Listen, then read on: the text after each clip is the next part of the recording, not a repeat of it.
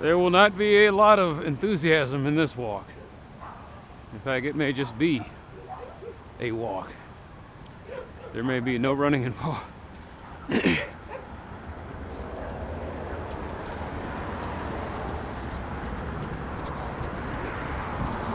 Who am I kidding? With these folks around here, you gotta run through these intersections.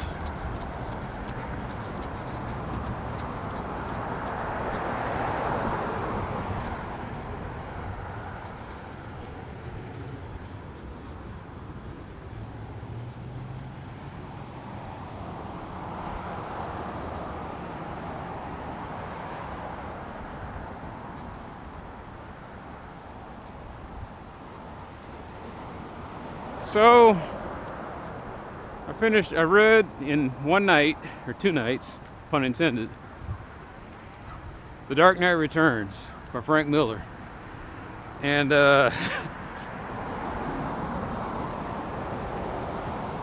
gotta say, man,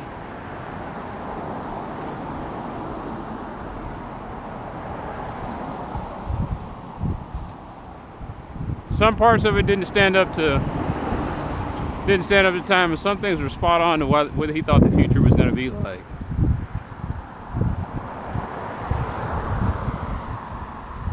Like, everybody seemed to have seen what was coming as far as media becoming just this shallow entertainment venue rather than anything informative. But like, they were being wildly satirical with their guesses. And unfortunately, they became the wild satirical predictions wound up becoming the most true. What's the celebrity's take on this? It's like, why do I give a damn? The expert gets drowned out. They were literally firing a nuclear missile at the Midwest of the United States and asking a celebrity what they thought about it and drowning out the expert.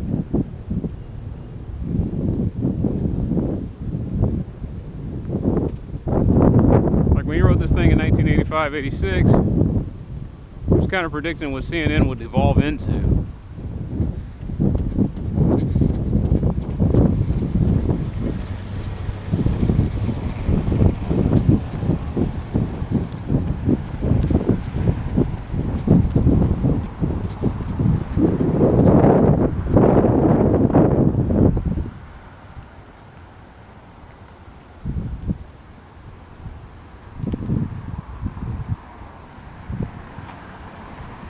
I'm looking at reading it, and I don't.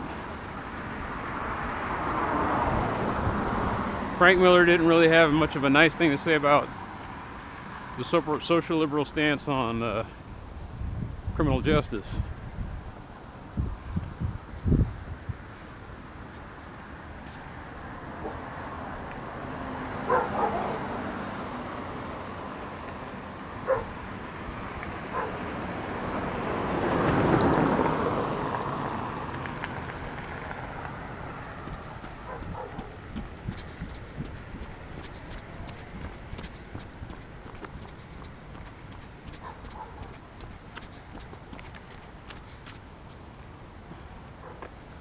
Reading about then I read about Alien 3 and how that whole project was a bunch of doomed scripts, and then Fox got in there and said film anything.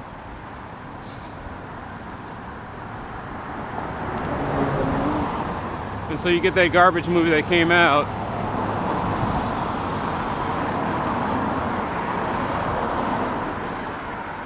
Get the garbage that came out in 1992.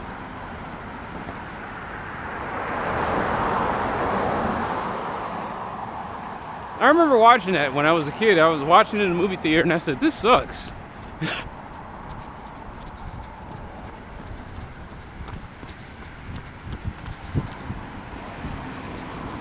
And then I watched it through the lens of an adult and I said, this sucks.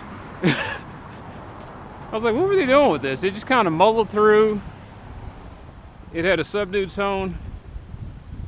It was monks versus aliens, and you're just kind of looking at it and you're thinking, okay. You go from the action-packed thriller that was Aliens down to this subdued, watered down mess, whatever it was. Come to find out years later, they rushed through it. They didn't have a script for it. They turned down 3 or 4 other scripts that they were going to use. They kind of tossed some stuff together.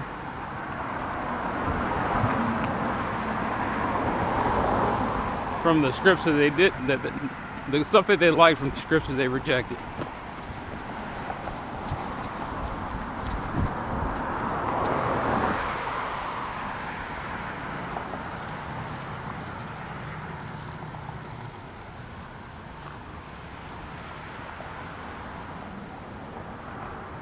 They had all those people surviving aliens just to have them killed off in Alien 3. Slap, like they said, slap in the face. The girl, they wasted all that time saving that girl, and then she dies. In the comic book, she becomes a major part, or the graphic novel based on the original script. Basically, it was alien resurrection.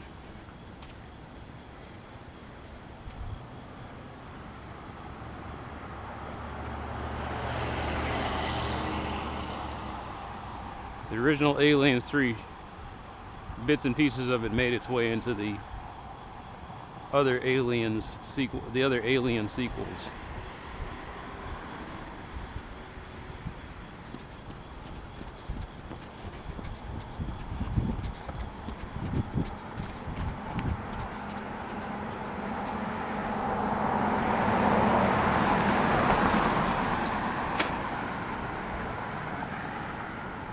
Like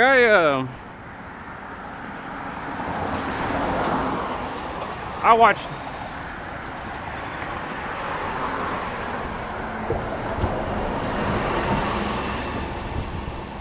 watched the original Alien.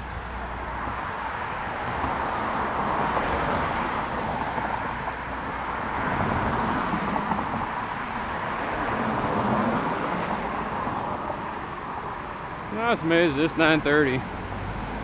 Still a lot of traffic out here.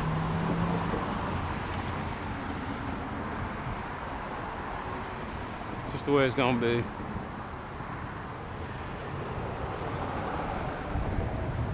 I watched Aliens. That was the first movie that I had seen in the series. I saw the second one before I saw the first one.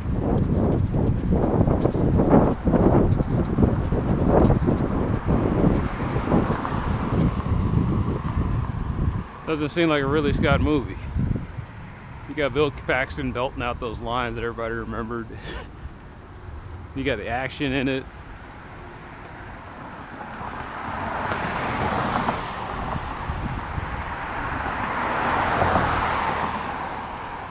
You got Sigourney Weaver in there.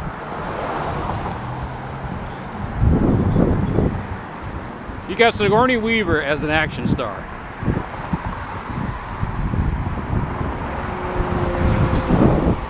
All 6 foot 0, 100, maybe 100 pound soaking wet part of her is an action hero, an ass-kicking action hero.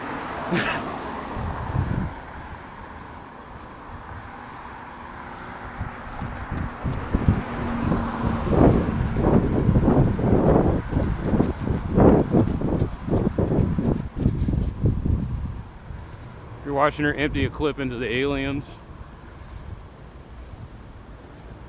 You're watching her fly planes into stuff.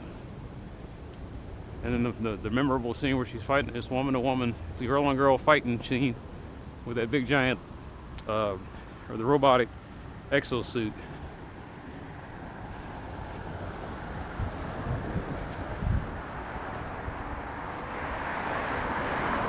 Like Aliens was an anime or an anime. It could have been an animated movie, but somehow they made it live action and work.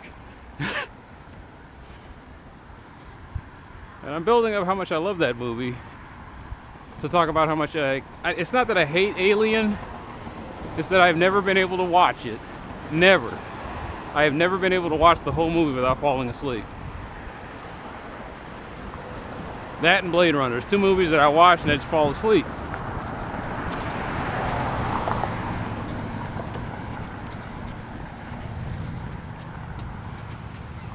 I couldn't tell you what happened in Alien. I remember they find that they go on the planet, they're all joking around. There's some dialogue. The thing bursts out of the guy's chest, and then it proceeds to kill everybody on board. And then whatever it didn't kill, the robot went crazy and it started killing people.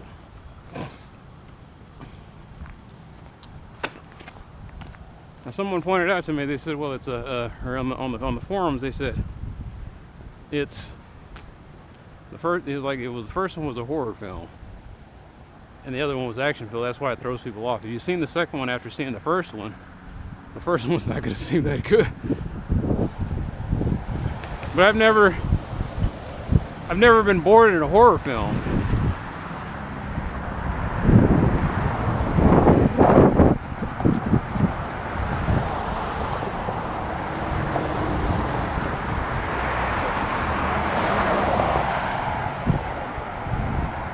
And I don't think it's because I don't appreciate good film.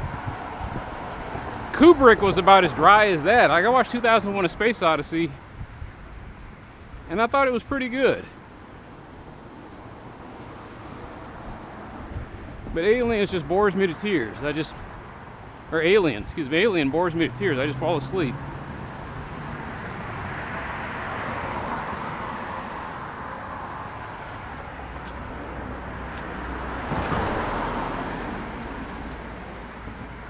The problem I had with Blade Runner is I think every version I've watched of it had bad audio, or it was just the way it was filmed.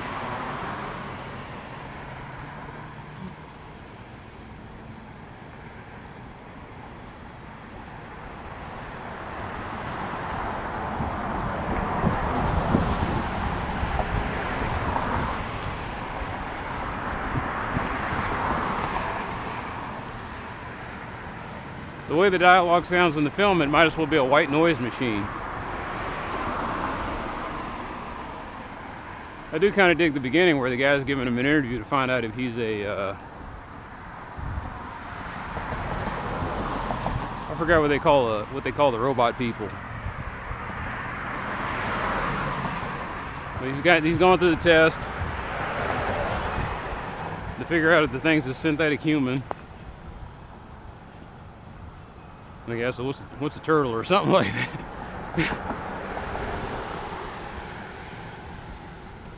And the whole time I watch Blade Runner, I'm wondering if the machine that they're using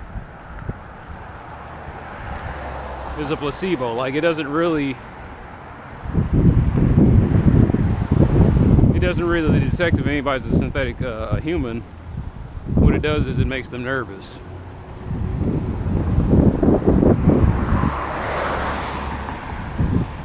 You know, it's a psychological MacGuffin machine. If he reacts a certain way, then you'll know. Maybe the traffic, I think they're called traffickants or whatever. They're really bad at lying. So the interviewer has been taught how to spot them when they lie, and the machine just sits there and kind of makes them nervous.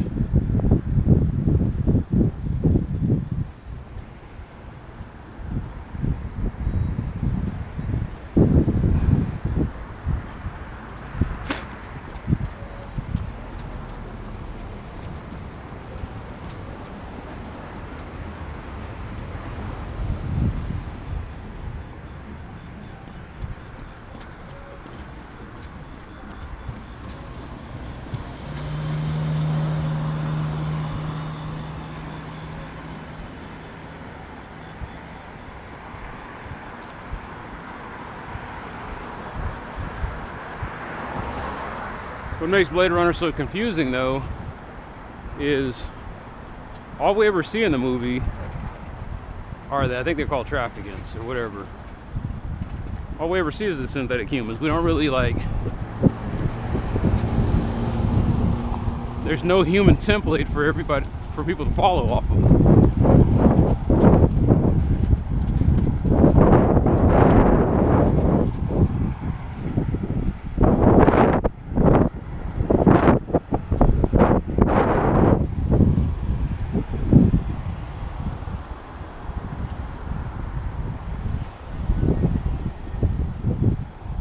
Everybody in that film seems like they're emotionally or socially stunted in some way. That makes them human beings that are hard to to gauge. Sean Young's character just seems aloof and out of touch.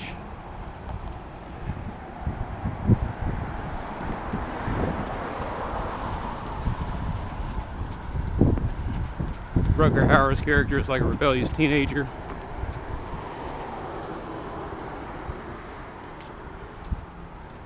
I think his name is Decker. Decker might as well just be, he's like a misanthrope.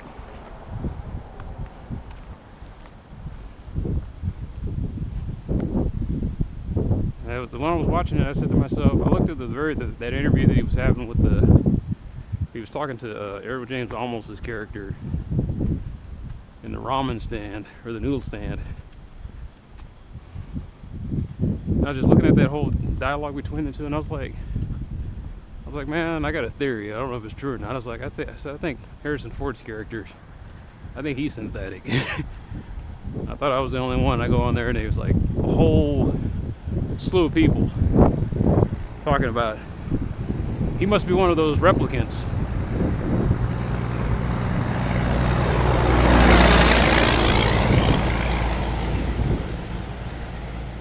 Harrison Ford thought his character might have been a replicant. I think it's a Ridley Scott movie. Ridley Scott said, yeah, he's probably a replicant.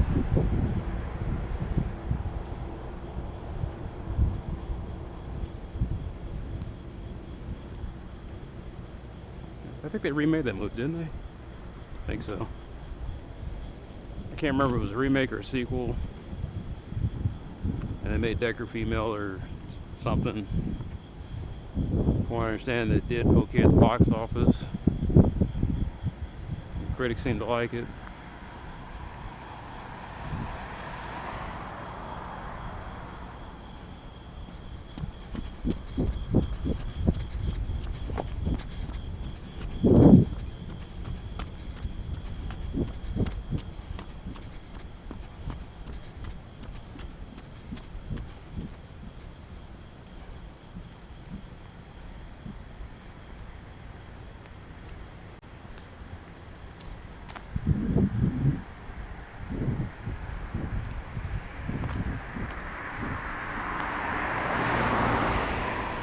I wonder why they're having such a hard time selling that house.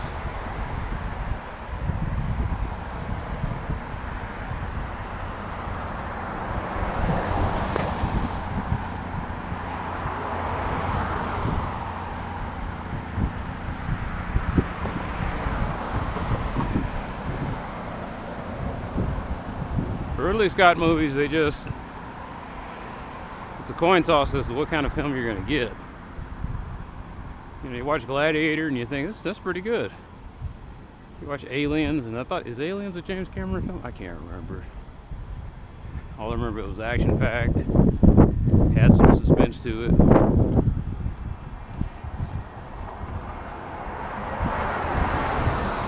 And you kind of like the characters and you can identify with them after a while. Even Bill Caxton's character, he was talking shit at the beginning. Then the aliens sit there and they thrash all the Marines, and then all of a sudden he's all, game over, man.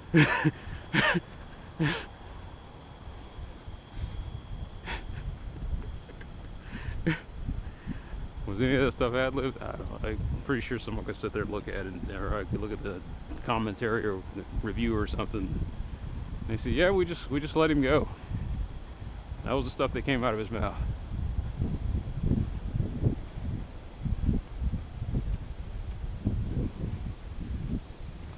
Ridley Scott films, the one thing that they suffer from is that the pacing is like watching paint dry. Sometimes the audio is just, well, the other guy that had annoying audio was Stanley Kubrick. He's great cinematography, but you hear buzzing in the background. Zzz, you're watching Full Metal Jacket, there's a fluorescent right buzzing. You're thinking they could take that out, right? They could have filled something else in there. Sometimes you wouldn't notice it because you just see this long Marine barracks. Everything's pristine and clean. There's light gleaming off of the linoleum and stuff because the Marines have to keep it so clean and neat and tight and orderly.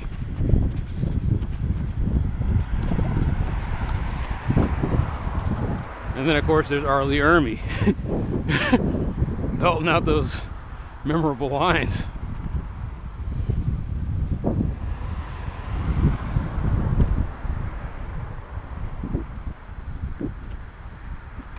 The 2001 Space Odyssey.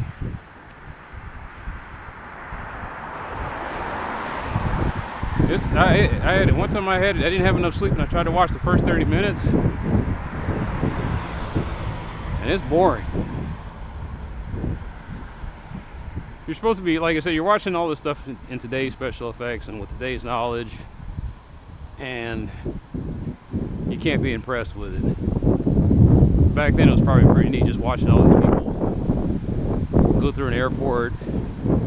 Like, they literally showed 30 minutes of it was a guy boarding an airplane or boarding a spaceship and flying to a space station, and no dialogue in that 30 minutes. It's just filming with very little audio.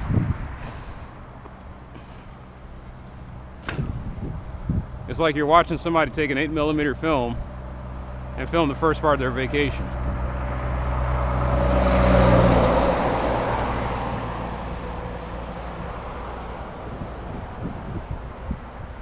Eight millimeter camera, excuse me.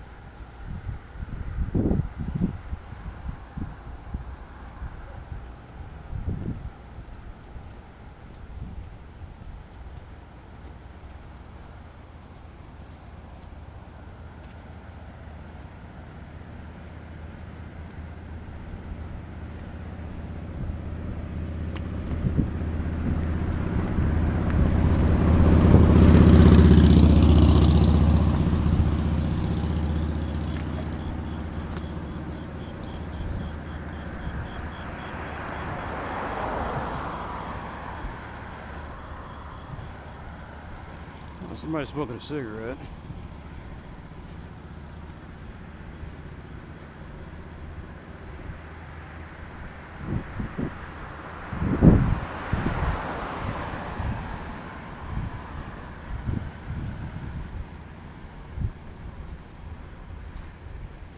Maybe talking out loud while I'm exercising is truth serum. The stuff I try to keep in. I'm not that person. I don't believe these things. And it's like I'm under the duress of exercise, and I'm just belting out any stupid thing.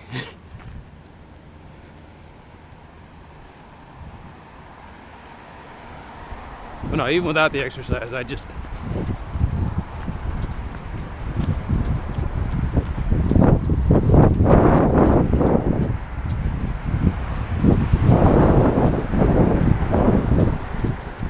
struggle with Ridley Scott films.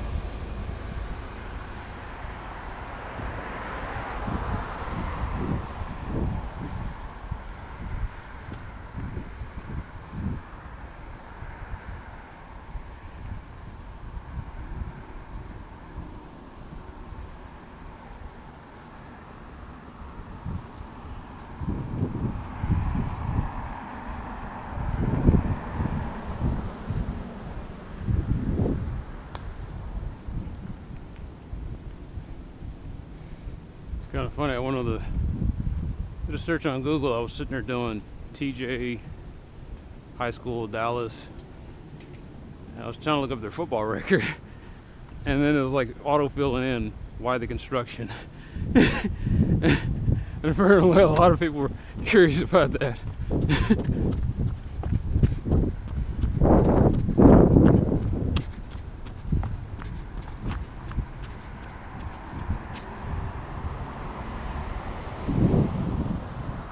The answer is mostly the gas lines.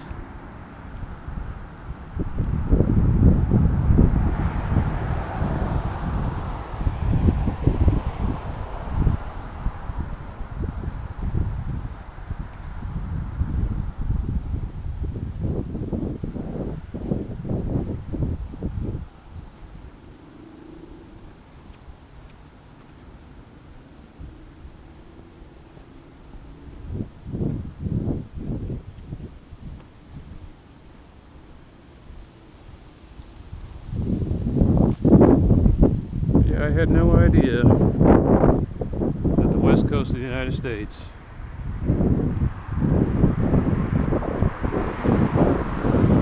weed is legal now. Like the entire west coast, man, you can just go there and go get lit up, come back home feeling good about yourself.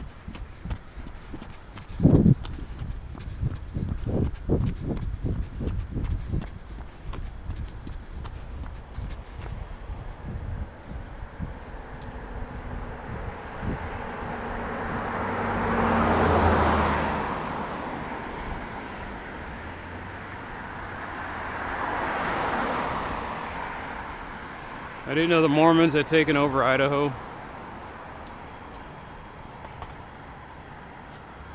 Kind of troubles me. What troubles me is that someday in the future, this country might be majority Mormon, like because of the whole mandate of, be fruitful and multiply. Everyone else, every other group will stop having as many children, but they'll still keep having the same amount. And so you could very easily, within 20 to 40 years, make it on the West Coast.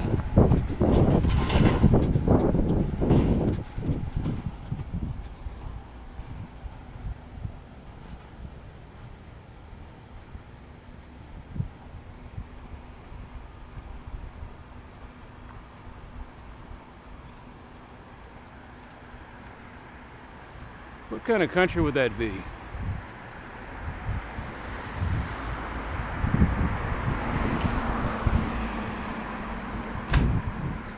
I think it would be like John Carpenter, the Escape from LA and the Escape from New York. The country would turn into something like that. No smoking, no red meat. You got your Stacy Keach hard ass telling you what you can't do in the country.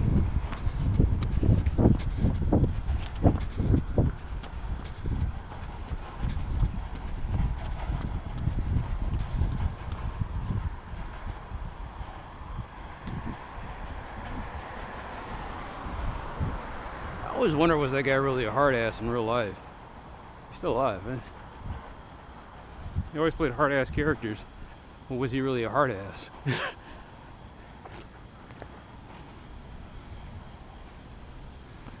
Played Mike Hammer.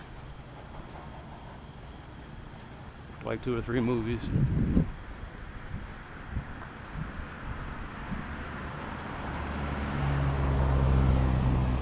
That Cheech and Chong movie had me laughing when he was smoking that. I think it was like Wanna weed. He started turning into a lizard man.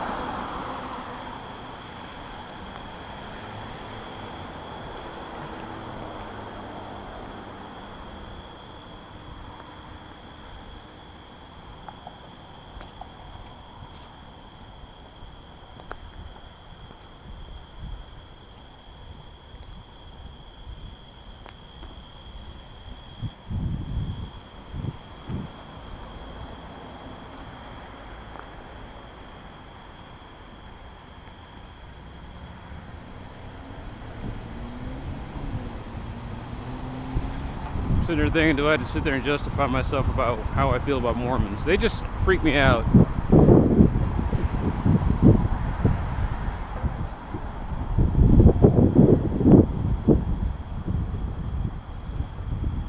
It's not the way they live that freaks me out. It's the fact that they try to get you to live the same way they do. That's what freaks me out. They seem to be some seem to be control freaks, and that's with any group. I worry about any moralists or ethicists or religious nuts. Those people that think they can control other people and just get frustrated and mad and do stupid things when they can't.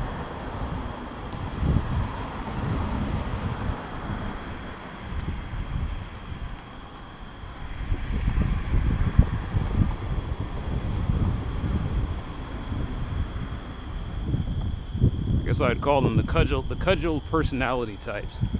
I worry about Mormons that are cudgel personality types. I meet a lot of them.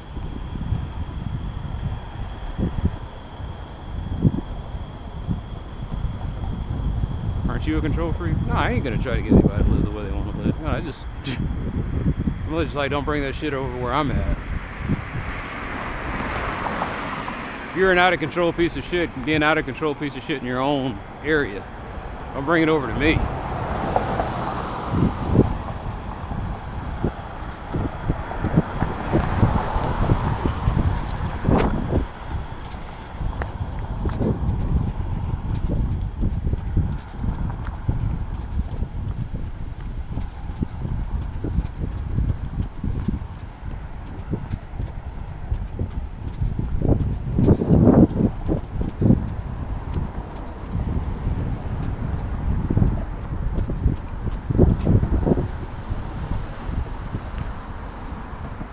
You know, the other end of the spectrum, the people that freak me out are extreme or fundamental environmentalists, some vegetarians and vegans.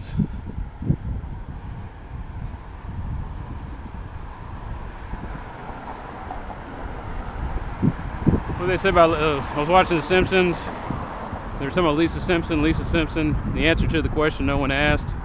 That's how I feel about all these people. They're giving me answers I didn't ask for.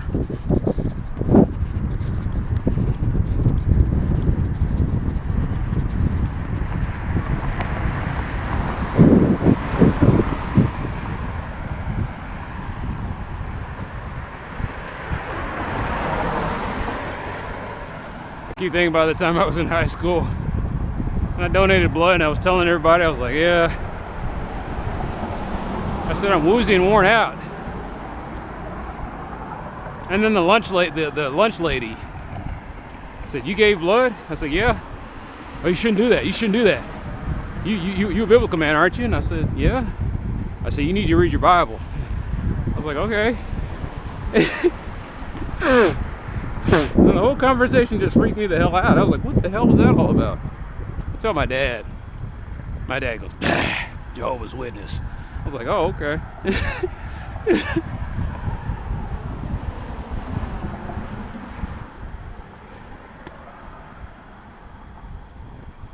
One way to get my dad's blood pressure up. Start talking about Jehovah's Witnesses.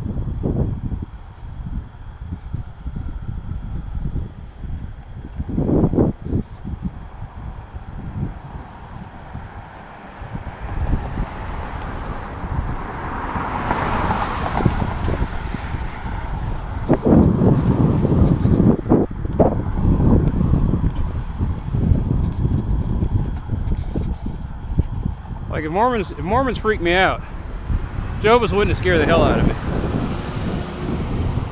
Maybe that's what they want to do. But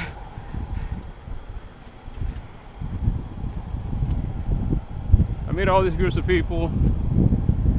I guess what I'm saying is their churches freak me the hell out. But the people themselves, don't seem to be too much of a bother. Like, I guess the Catholic Church could freak me out if it wasn't for the fact that I met so many Catholics, or at one point I was Catholic. The only group of people that never really freaked me out are Protestants. boring people that don't care if you live an exciting lifestyle. They're just gonna continue to eat their saltine crackers without the salt and get to bed before 9. Boring people that leave other people alone. But then you get the evangelical.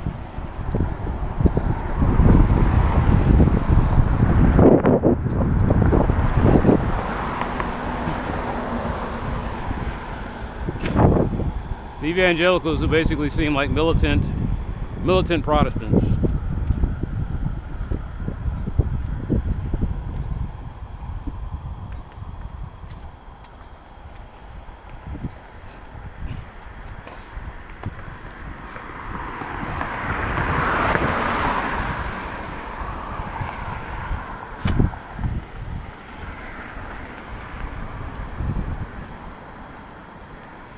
I guess that's what was the thing I was thinking, looking at the Frank Miller Dark Knight Returns, is the Dark Knight is not one of the, for me the Dark Knight was not the most fascinating part of the book. The most fascinating, disturbing part of the whole thing was they would be doing the man on the street interviews, and here's a seemingly rational, sane American, and some of the stuff coming out of their mouth was just so self-serving and off-putting that it made you wonder who the villains and the heroes were in this thing. Batman, Commissioner Gordon, and all those other people were sitting there trying to save these folks, and then Frank Miller kind of lets the question leak into you. You think these people are worth saving? You think you know who the villain are? You know, just because the villain doesn't wear a fancy outfit and have gadgets.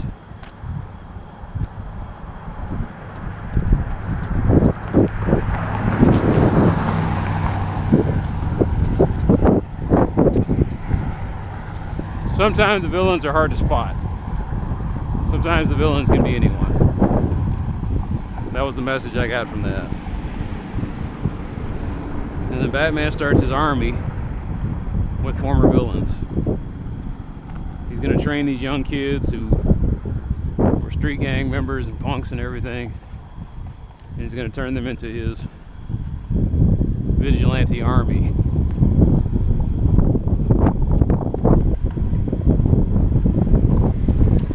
And he even kind of hints that maybe even Batman could be wrong at times. He had a 13-year-old girl doing all that dangerous stuff.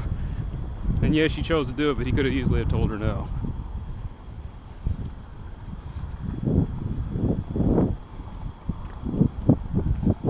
Batman represented somebody who just felt like he had to do something.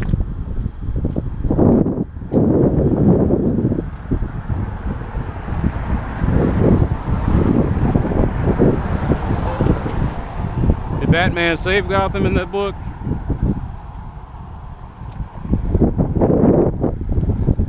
It was left ambiguous. Like they said, crime had dropped, but it was still happening, and it's still Gotham. It's still a rowdy place.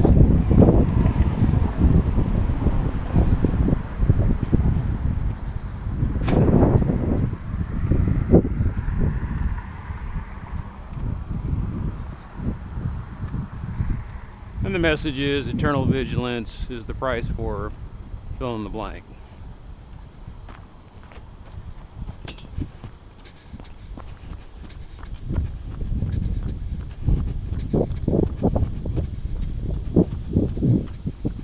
A deconstruction of Batman. A grimdark hero for a grimdark city.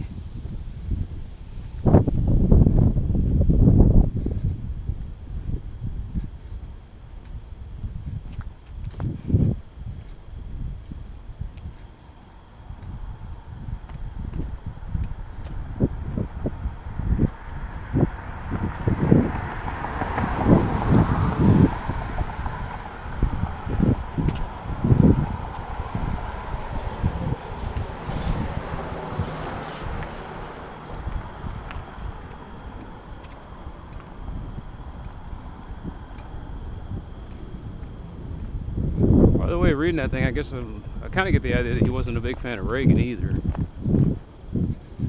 He had Reagan as some kind of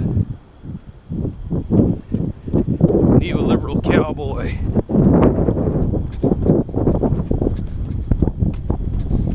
Running around trying to go toe to toe with the Russians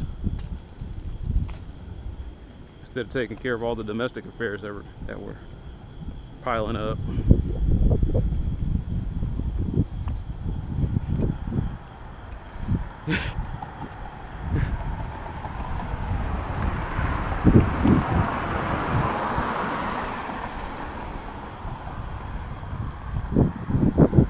It's kind of funny how you always had the mayor portrayed as this spineless, generic bureaucrat. Like the guy died, and then the other guy that came in his place looked almost exactly like him. He had no neck. He was just like a you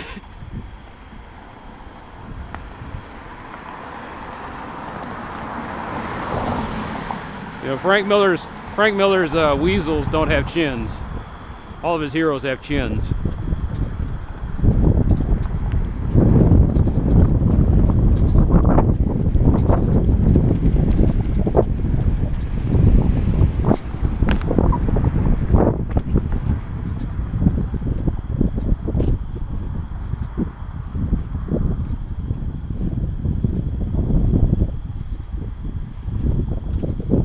Well, they won't let me get bored in Dallas.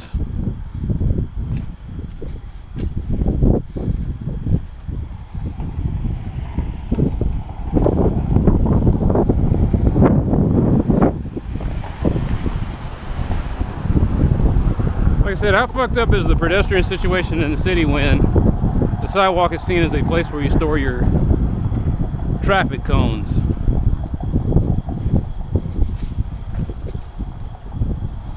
You know, they're supposed to load this stuff from the truck and take it with them.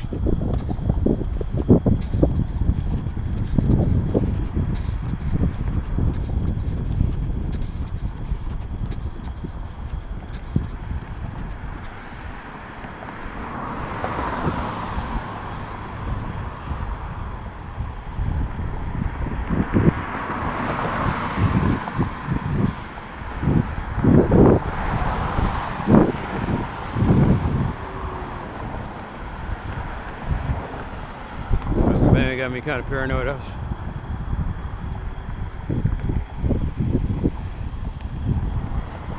guess it surprised me that nobody steals those things, but they're probably so cheap and so ubiquitous that why would anybody want them?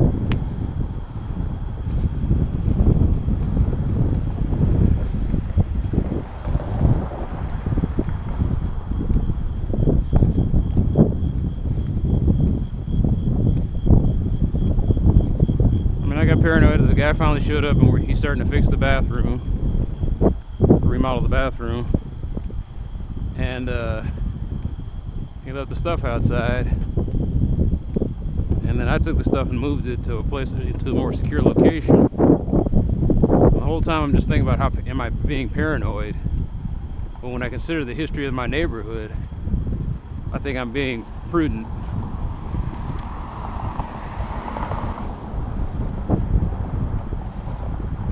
I mean, the guy had bought sheetrock and I moved the sheetrock.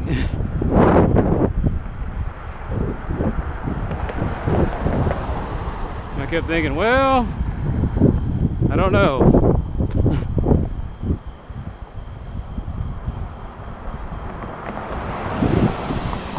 And that's the reality, is I just don't know.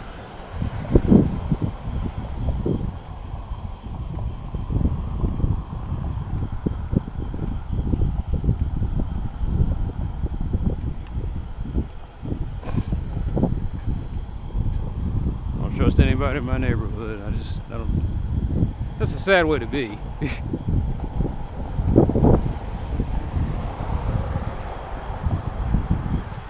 It's not that I hate them per se or anything like that. It's that I know just about everybody in that neighborhood has financial troubles, and me having that stuff sitting out there is just a great temptation for some people that lack self-control.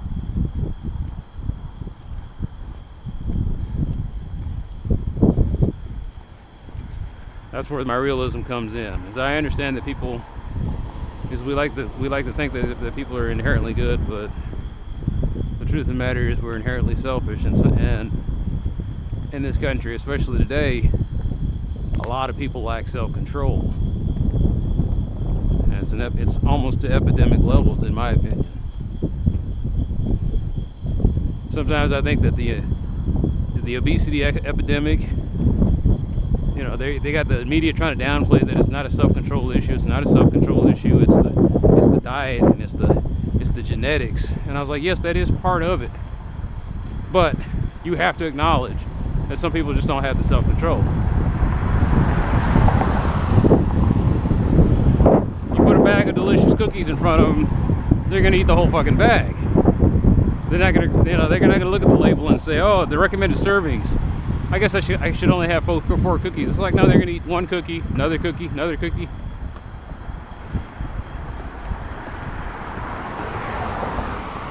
And what they don't realize is they're especially prone to having these self-control issues when they're sleeping less than 6 hours a night, working more than 40 hours a week, or working 40 hours a week period, and dealing with financial stressors. We're going to put all this up here, and we think people are sane and rational enough to make their decisions. Well, yes, they would be if they were in a stress-free environment, but they're not.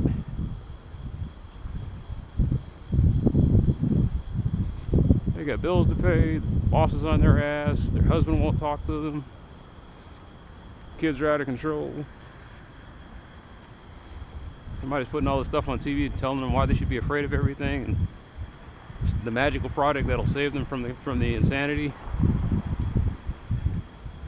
Of course they're gonna gobble down cookies and nachos and hot dogs.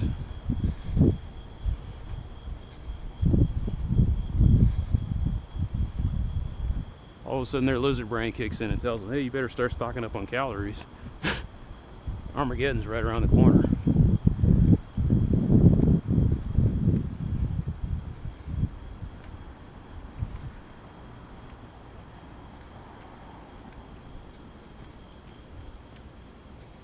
With me, I'm a combination of a stress eater. For me, it's genetics, stress eating, and diet. Sometimes I get in there and I'm just tired, I'm pissed off, I got a bag next to me and I just start eating. Then I'm watching something on TV, I'm distracted and I just keep eating. It's taken me a long time to learn not to have the bag in front of me. Or if I'm gonna eat, the bag is probably all I'm gonna have the whole day.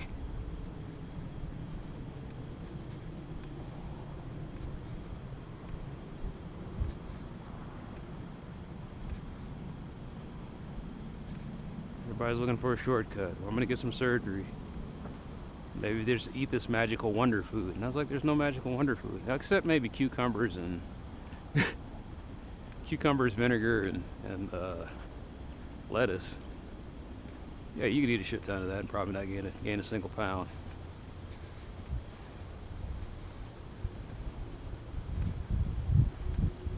I would love to be sitting there eating nothing but cucumber salad. It's like, why don't you? The problem with fresh fruits and vegetables is that you got to find a way to keep them fresh. I keep saying this over and over again because it's bugging me. I know what I have to do, but I'm not going to do it because I stupidly feel a sense of responsibility.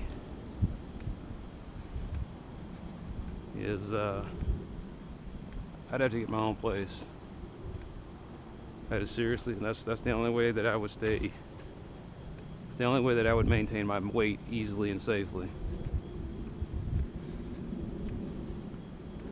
Then yeah, I could buy tomatoes and celery and make big salads every night and fill up on those. And then eat me a small bowl of beans and rice with some tortilla chips. Just, you know, consume and just douse my salads with vinaigrette dressing that I personally make.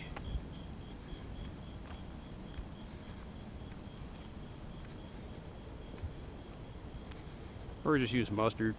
Mustard makes a great salad dressing.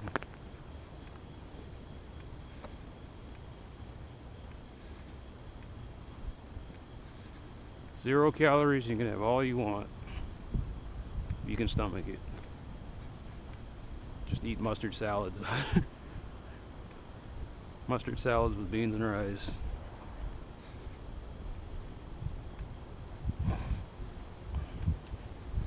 Some days I would have, no, I think I'm just gonna have beans and rice. I don't think I'm ever gonna buy another. I just get tired of meat. I get tired of it going up in price. I get tired of preparing it. Put it on a grill, make sure it cooks enough so you don't get the deadly bacteria. I don't have any of that problem with vegetables. Just wash them off a little bit, chop them up, add some seasoning, and boil them and fry them in some cute way. Or if I don't feel like doing it, I can just eat it raw.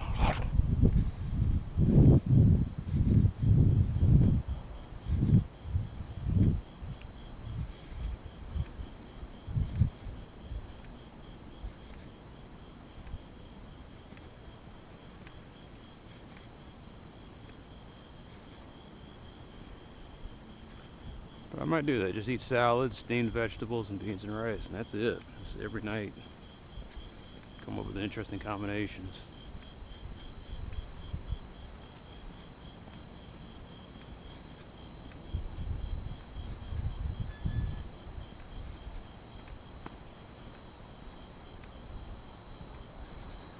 Or maybe I would just make bean salads. Get you some tomato, ketchup, and tomatoes, beans, lettuce, cucumber. Squeeze some lemon juice over it, a little vinegar. Wolf it down.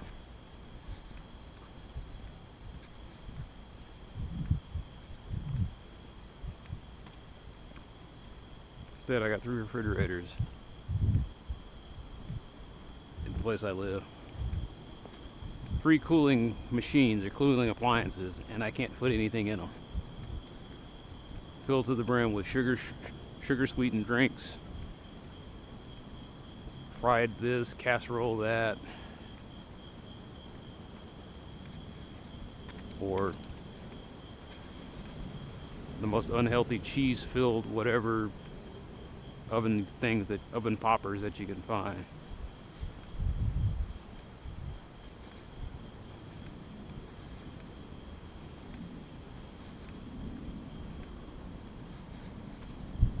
I think I need to leave.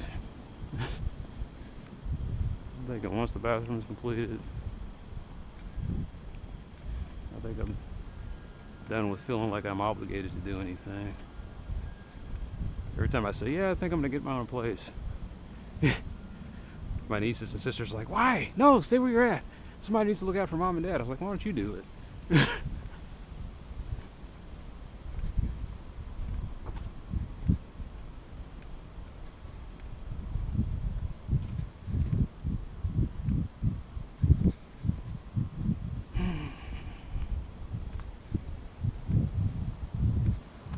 I thought it was bad for me to feel this way.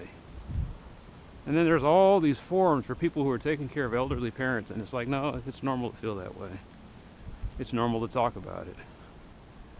Hopefully by talking about it, you don't act on it and do something, rash or hurtful. But it's okay. Sometimes you just gotta vent. This is not what you signed on for, but at the same time, this is not what your parents signed on for you. At least if they're good parents. If they're completely selfish, yeah, leave. If they know you want to have your own life, and they want to encourage you to do it, but they can't, the reality is they just can't seem to get by on their own as they get older, and you just suck it up.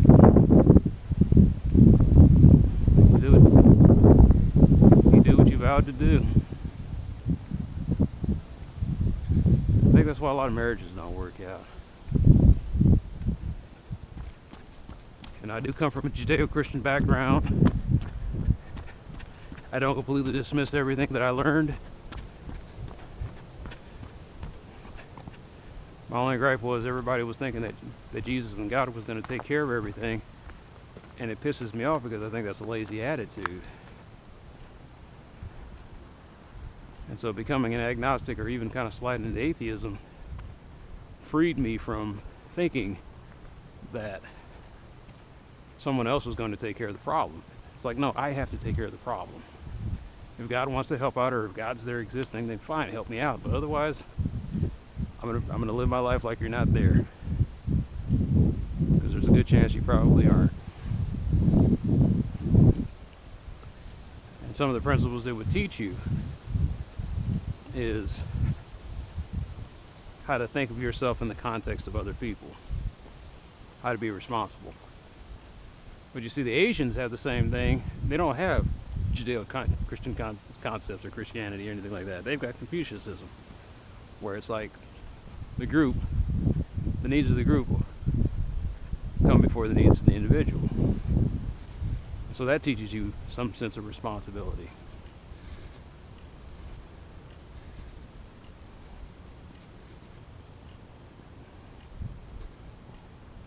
I don't know how it works out in other countries. I think I read in Japan where I don't know if the kids take care of their parents. I think they do.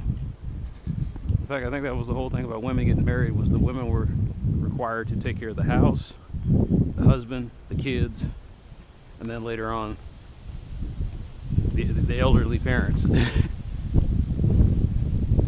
It's a big burden to put on women. And the women in Japan said, oh, hell no. Especially when they started making money and going into, into the workforce.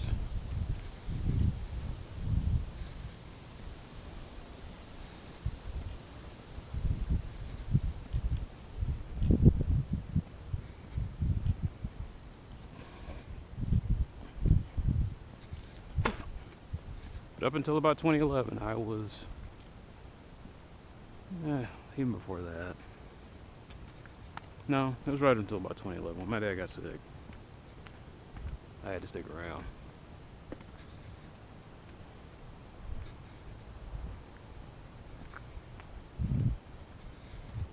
My brother-in-law told me, he says, no, brother-in-law, you can't leave. He says, you got to take care of all that stuff.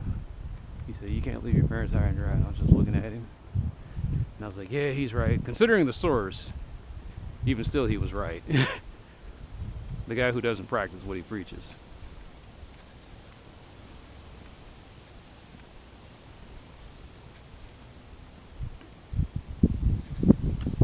So I'm not bragging on myself. I'm kind of pissed off at myself. I've been spending tons of money on a house and wondering if it was worth it to get that house rehabbed. Should we have sold the house, left the neighborhood, and just started over somewhere else? But you can't do that anymore.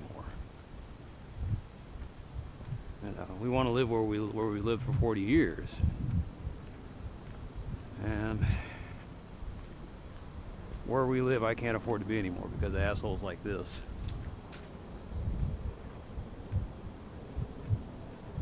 They didn't mean to crowd me out of my neighborhood, but they did. Maybe they just didn't care.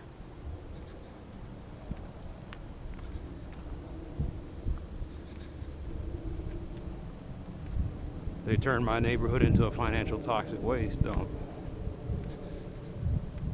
It is, where I live is financially toxic to me.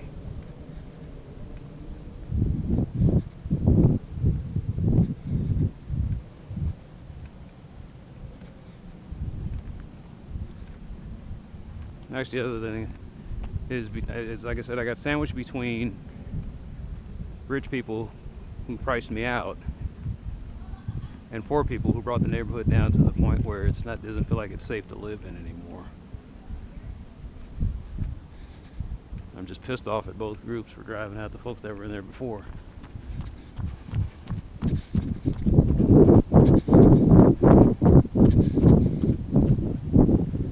And I don't think that's racism or classism or sexism or anything else. That's just anger at change that wasn't positive.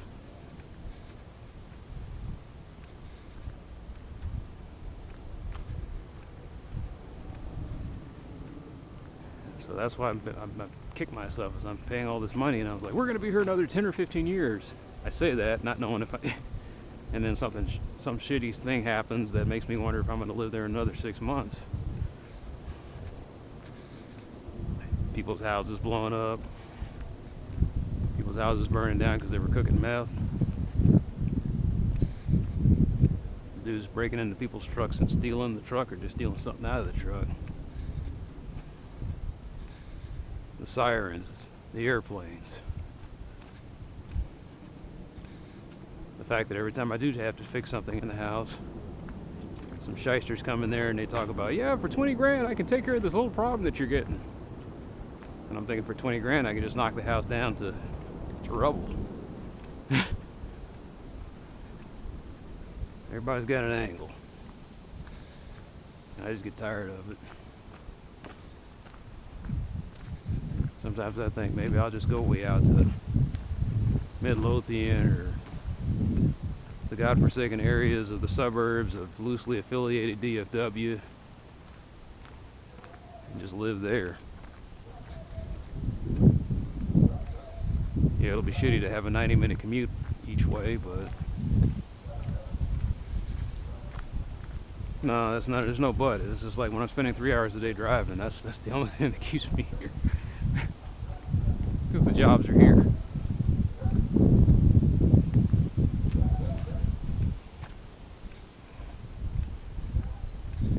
The one thing about working for the government is the government doesn't lay you off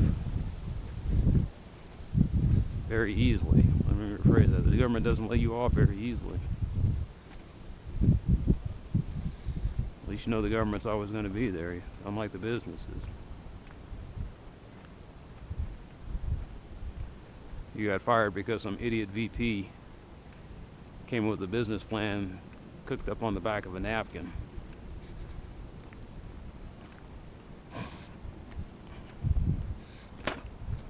He was too busy hiring his brother-in-laws and friends and draining the company's coffers. Like I said, the problem I have with a lot of business people today, man, is it just seems like they're locusts.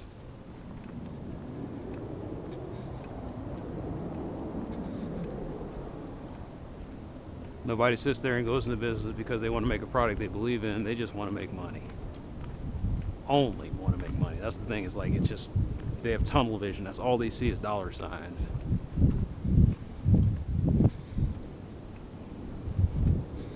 At least guys in the past, you got the feeling that they kind of cared about the product they were producing.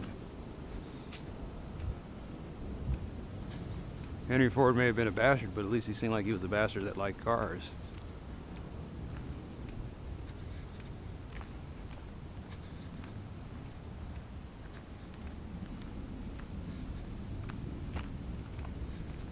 I think about a guy like Preston Tucker. He goes into the market, tries to make a car that seems like it was just this cool futuristic car. And he didn't get squashed out by... Everybody talks about market forces, making it sound like it's just like indirect pressure. I say, well, what happens when it's direct pressure? Is that still a market force? Or is that more like market interference? Is that just plain out interference? They're squeezing him out from being able to buy steel to make his cars. They're sticking the SEC after him. They're doing anything in their power to keep from making a better car.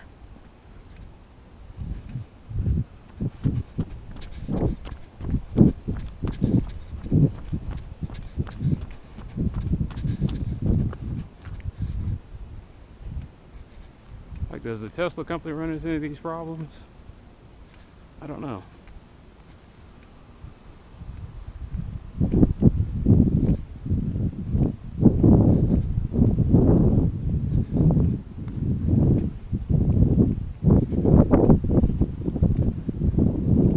I would buy something like a Tesla if it wasn't for the fact that rich douchebags go in there and price me out. All this stuff seems like a great idea, and then you get these rich people going in there spending too much money for the good idea, and the rest of us suffering as a result. I'm waiting for Tesla to release their version of a Volkswagen or a Kubelwagen. It's just this ugly little car. It's an ugly practical car that runs like 500 miles on a charge.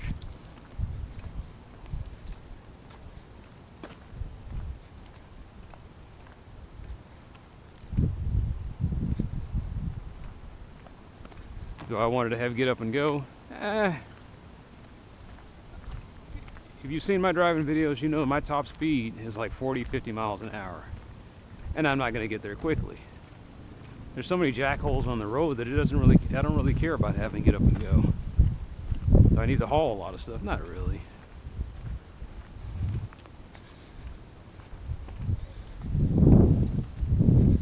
Besides, I'm thinking an electric vehicle, you shouldn't be a problem. Acceleration shouldn't be a problem. Top speed is not my main concern. Acceleration is. And it seems that with an electric car, that's not much of an issue because it moves on impulse. You got an electron moving at a tenth the speed of light. You know, it's gonna get the power to those wheels quickly.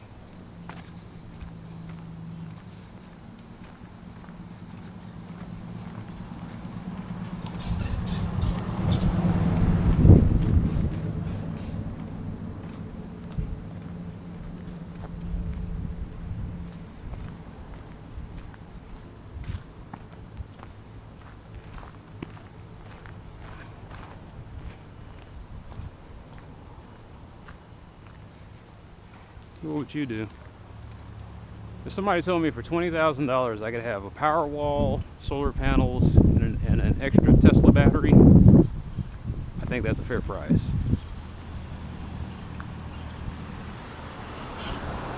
And if Tesla sold me a $15,000 electric hatchback with the range like I said, I'd buy it. If I say 15, I meant 10. I'm cheap. Why the asshole showed up all of a sudden?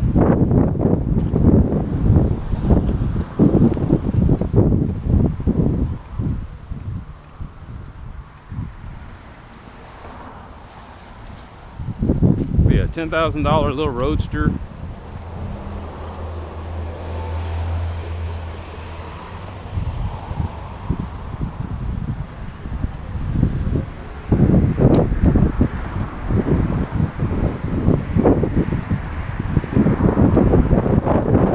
What I mean by that is, like, I just drive around, and then when I'm coming back home and I know that I got like maybe 5 miles left or 20 miles left or something like that,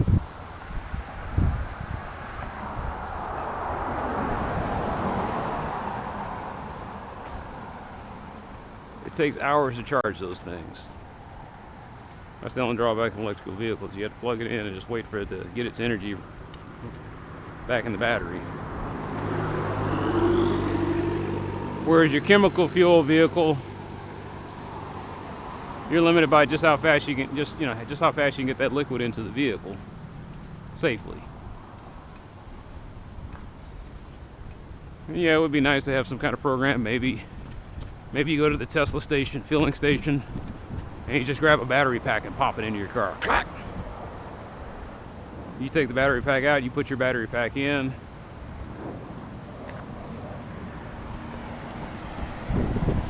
And the attendant, every once in a while, he just goes in there and rotates the fresh battery packs. But you know, there's a lot of reasons why that wouldn't work.